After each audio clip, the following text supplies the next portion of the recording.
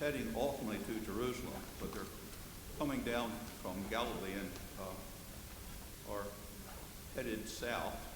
They had experienced the transfiguration, Peter, James, and John, and Jesus, and another miracle after that. But from now on in Mark's gospel, there are no more miracles. I say that, but if you consider the Paschal celebration, which is the Eucharist, there's certainly a miraculous moment in that. Jesus was said at one time that the greatest miracle that he ever performed was the miracle that he did not do by evading the cross and crucifixion. Well, he obviously has faced that right away, and he tries to explain this a bit to the disciples, to the 12, but they're not hearing it. They're not comprehending it. You don't know whether they just can't figure out what these simple words mean, or that they're too packed to really get into them. He says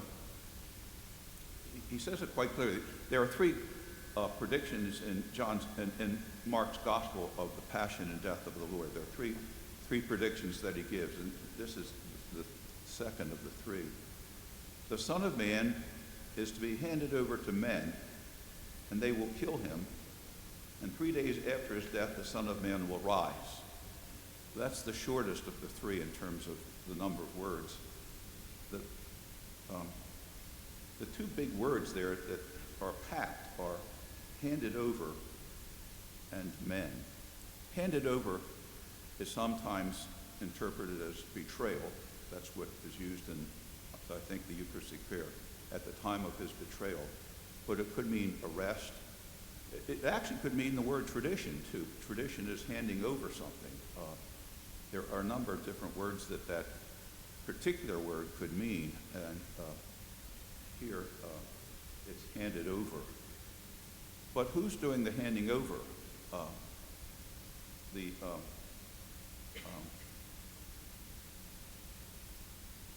The thought is, well, historically, Judas is handing him over. Well, he was handed over to a number of people. I'll get this in a second, but to the men. But the handing over, if you want to get theological, starts with the Father and sending the Son into the world. The Father so loved the world that he sent the Son. He handed over the Son for his love of the world.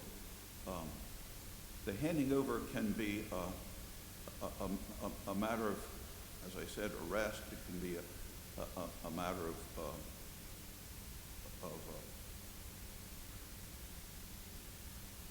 surrendering himself. Jesus surrenders himself. These are the words of Mary Healy. The Son of Man is to be handed over to men. The Greek verb to hand over was a key word in the early church. Understanding the passion is where we find it most important. Expressing the whole process by which Jesus was rejected and given over to death by those he loved. Handed over by those he loved.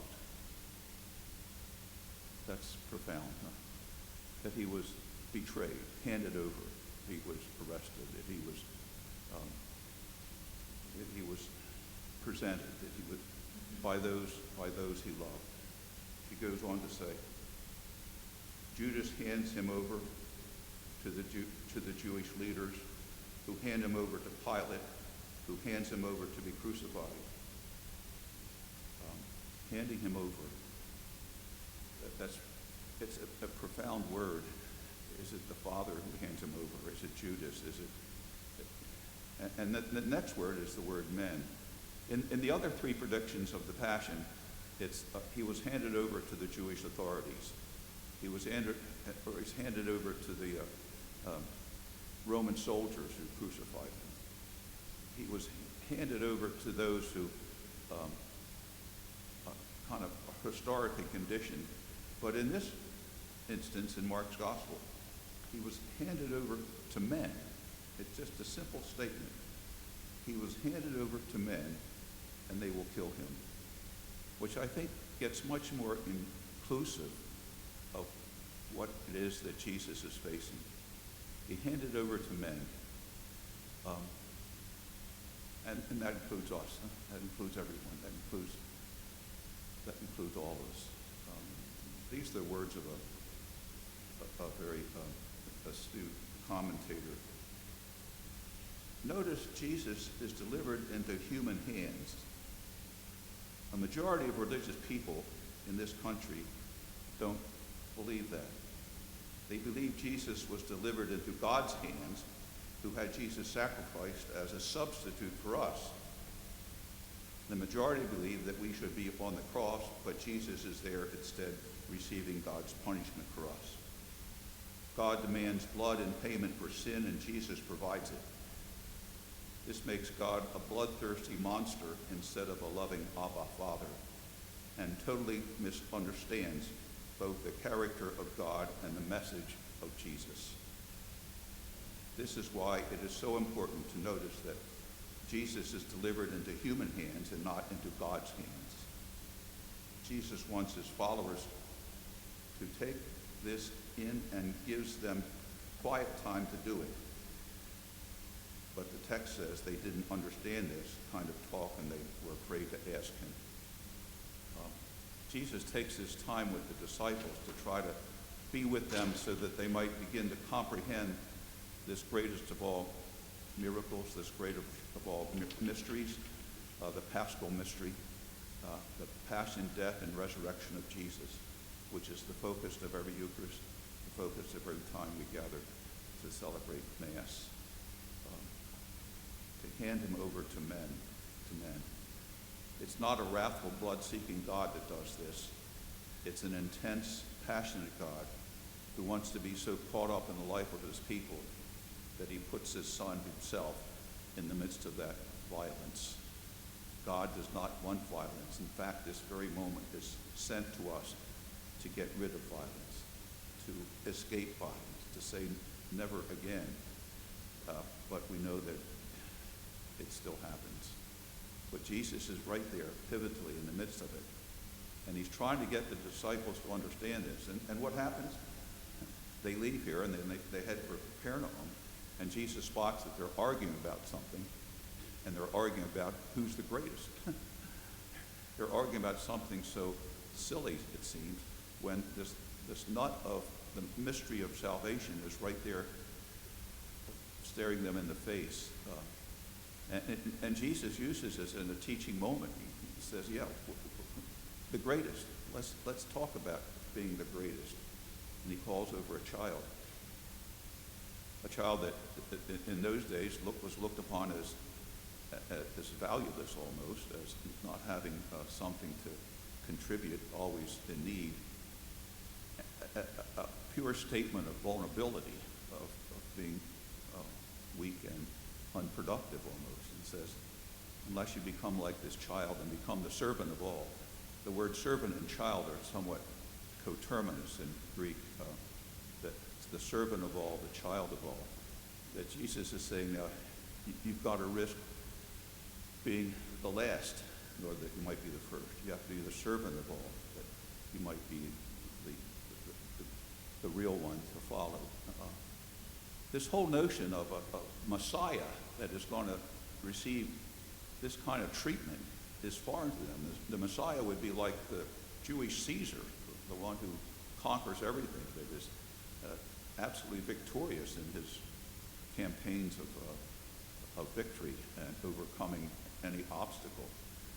So they have this grandiose notion of what the Messiah is going to be, and suddenly to be told that the Messiah is going to suffer, be tortured, die, and then rise again.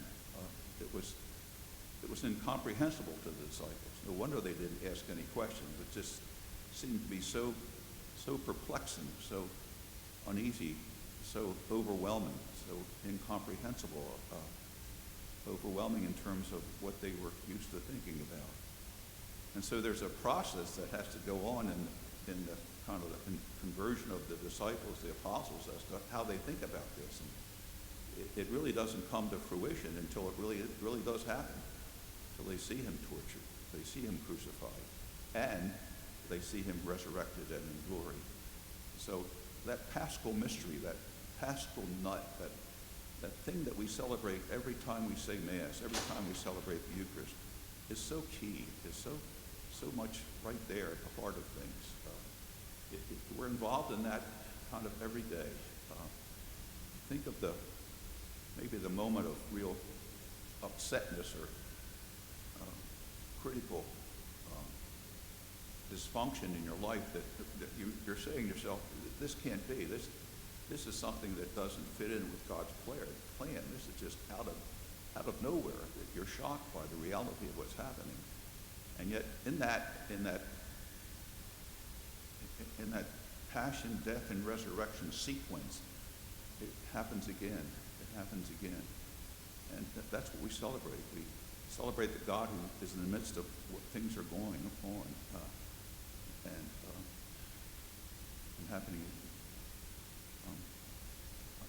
Making us feel uneasy when the things in our world seem to go topsy-turvy, and we say, well, how can God be involved in that horrible thing? And then we realize that there's a God who is involved in Jesus' passion, death, and resurrection, and that paschal mystery comes to life, and we worship, we pray.